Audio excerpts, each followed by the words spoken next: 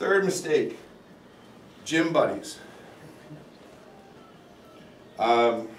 This is the bucket theory. I don't know if anyone's ever heard of the bucket theory, where you have a bunch of crabs in a bucket, and the minute one starts to pull himself out of the bucket, the rest of his friends pull him back down. If you're overweight and or if you're struggling with your fitness goals, chances are that the 5 people you spend most of your time are overweight and struggling with their fitness goals as well. And just like any other behavioral change, the first thing you need to do is you need to accept that some of those relationships may have to end for you to change. Because you're going to look, act, and feel like the 5 people you spend most of your time with. 5 years from now, you're going to be exactly the same as those people. Because simply either you're going to change and you're going to be like, I don't want to hang out with you anymore, you're a really negative influence on my life and you need to leave. Or they're going to change when they see the leadership you've shown by making a change yourself. Or you're going to get dragged back down to their level. Okay? You just won't want to associate with non-like-minded people. Where we really see this is, you see someone saying, I'm terrified of the gym, I hate it. Okay? Most people hate the gym. And so they say, let's find someone else that's a friend of mine that I used to go do, shots of tequila at Z's with, and then hit, the pizza after. And maybe together somehow we'll magically decide we're going to go to the gym. Support, right? Because they want support. Well, unfortunately what happens is Monday morning at 6 a.m. Sally calls Jane and is like, I don't really, there's a lot of snow in my car right now. Do you feel like going? No, not really. Okay. Well, as long as I've got the support of staying exactly where I am, I guess I will. I'll stay where I am.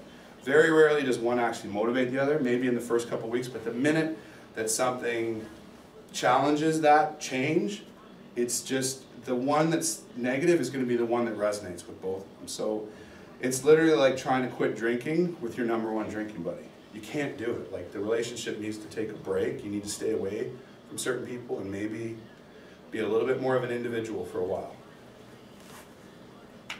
And that's something you really see too with fitness, is individuality, is an idea that they're not, they don't need the reassurance of others to know that they're on the right path.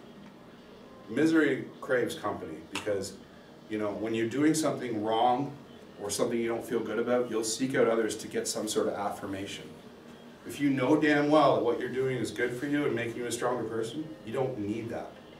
If you think of any inspirational movie you've ever watched, there's usually a period about 2/3 of the way in, right before the montage, where he's, gets the, anyways. And it's going to be where everyone in that person's life starts telling him, this is not, you're wrong, you should stop, this isn't healthy, or everyone's going to try and pull you back down. It's the bucket theory. And then they see that person go, see you later, and then the montage starts and they put the log on their back and they start walking through the snow. And everybody goes, yay! Because they feel that in their heart. They feel that, hey, someone's discovered what makes them them. So you don't need a buddy to help you do that. In fact, the last thing that's going to happen, that last thing that you need is someone in your ear telling you, yeah, I don't really feel like it today. Okay, #4, reducing portions. So the idea that if you eat, well, the truth is the average overweight person usually eats around 800, 900 calories. Like, they're chronically malnourished. Problem is they eat it in 2 installments per day, and usually they're in their car seat on their cell phone while they're shoving it into their yob. So it's not that you need less food, it's that you need different foods.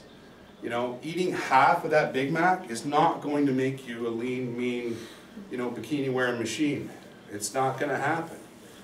What you really need is, there's literally, like, if you can think about it, everyone's wearing a fat suit, whether it's a 5-pound fat suit or a 500-pound fat suit. You're wearing a fat suit, and underneath that fat suit is the healthy you. So if the fat suits, and really what happens is, as you get smaller and more malnourished and your internal organs are broken down and your muscle fibers are non-existent and you're dehydrated and even your spine is starting to get compressed and you're tired and your brain has got no sugar in it at all and you're just fried right out, that fat suit starts to get bigger and bigger and bigger, okay? Because anything that comes in passes through the healthy you, which is almost non-existent, and then whatever's left over goes out to the fat suit.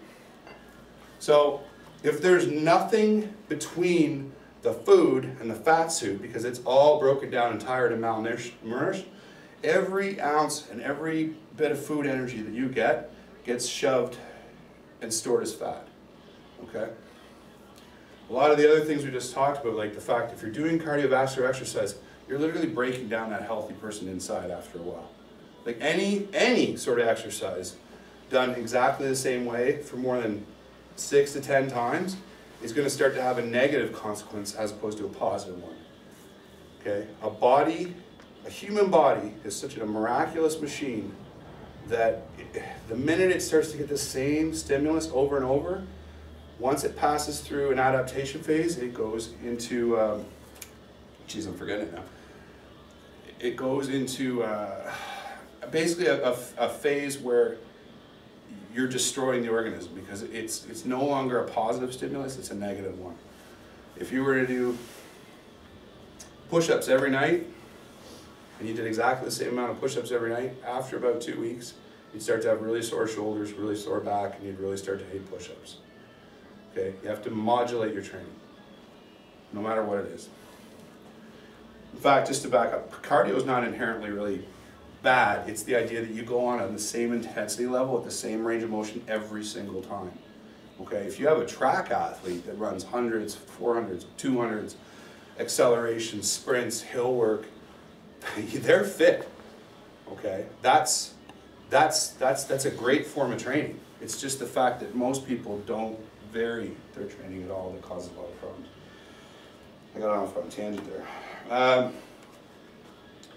So getting back to nutrition, really the simplest 3 words to massively change your nutrition, and you will see major improvements in your body if you follow this, is mother, color, other. Every meal should have something that has a mother in it. It should have something that has a color in it, and it should have something other if you've eaten those first 2. That's my little carrot to throw at people if they really like their breads, right? As much as I'm not really a big fan of breads.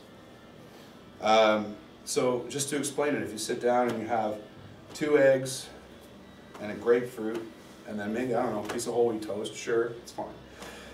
That's a good meal. If you have a special K-bar, you know, and a bran muffin, that's a terrible meal. There's nothing in those first 2 categories that has a mother or has a color. Okay, I'm talking a natural color, not a color that was injected in a machine and shipped 2,000 miles to your plate. So that's the easiest way to do it. A lot of people always want to know, how many calories should I eat? I don't care how many calories you eat. I care about how many green things you ate and how many sources of protein you ate. If you honestly increase the amount of protein and the amount of colored things that you eat per day, you won't have room for the calories. Okay, try to eat 3 cups of broccoli, fresh broccoli, and then try and wolf down a Big Mac. Tell me how that goes, because something's going to leave the body fairly quickly.